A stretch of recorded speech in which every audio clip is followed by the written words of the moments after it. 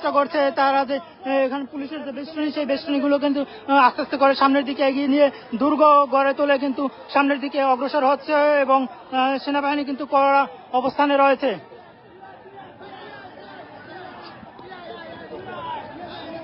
এই মুহূর্তে ছাত্রলীগের এক কর্মী কিন্তু হাত জোর করে এখানে আসার চেষ্টা করছে, আপনাদেরকে দেখানোর চেষ্টা করছি। ইটপাটকেল ছুটছে, যার কারণে আমি কিন্তু পিছু চলে আসতে বাধ্য হচ্ছি, নতুবা ইটপাটকেল কিন্তু গায়ে লাগবে। আপনাদেরকে দেখানোর চেষ্টা করছি নদীর ওপার থেকেও কিন্তু ইটপাটকেল ছুটছে ছাত্রলীগের এক নেতা কর্মী কিন্তু এই মুহূর্তে রিকোয়েস্ট করতে করতে দিকে চলে আসছে। ছাত্রলীগের এক কর্মী কিন্তু এই মুহূর্তে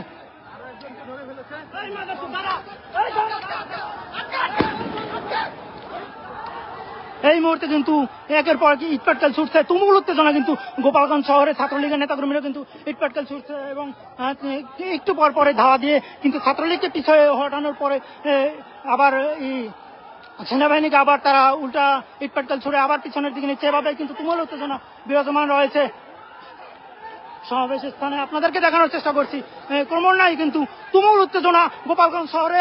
এখন কিন্তু বৃষ্টির মতো ইটপাটকেল ছুটছে ছাত্রলীগের নেতাকর্মীরা। আমরা কিন্তু উঠছে এবং দেখানোর চেষ্টা করছি এই মুহূর্তে গোপালগঞ্জ শহর থেকে।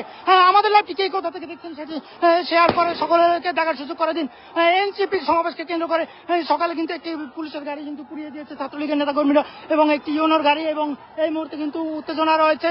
একদিকে ছাত্রলীগ যুবলীগকে কিন্তু ইটপাটকেল ছুটছে, অন্যদিকে নদীর ওপাশ থেকেও কিন্তু জয় বাংলা স্লোগান দিয়ে কিন্তু ইটপাটকেল ছুটছে। তারাও কিন্তু এগিয়ে যাচ্ছে আস্তে আস্তে করে ক্রমান্বয়ে সেনাবাহিনীকে কেন্দ্র করে। আমরা দেখতে পাচ্ছি যে সেনাবাহিনী কিন্তু তারা নিরাপদ এবং তাদের যে পজিশন সেই পজিশনে কিন্তু ক্রমান্বয়ে আসছে। অন্যদিকে ছাত্রলীগও কিন্তু ক্রমান্বয়ে ইটপাটকেল ছুটতে ছুটতে এগিয়ে আসছে। আপনাদেরকে দেখানোর চেষ্টা করছি।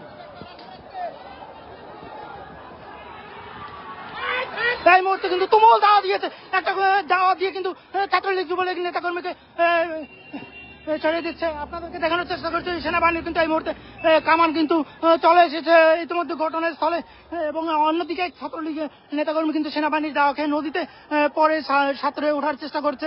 অন্য পারে দুই ছাত্রলীগের নেতাকর্মী আপনাদেরকে দেখানোর চেষ্টা করছে, তারা কিন্তু সাঁতরে নদী পার হচ্ছে। আপনারা দেখতে পাচ্ছেন যে এই মুহূর্তে কিন্তু তুমুল উত্তেজনা গোপালগঞ্জ শহরে। কে কোথা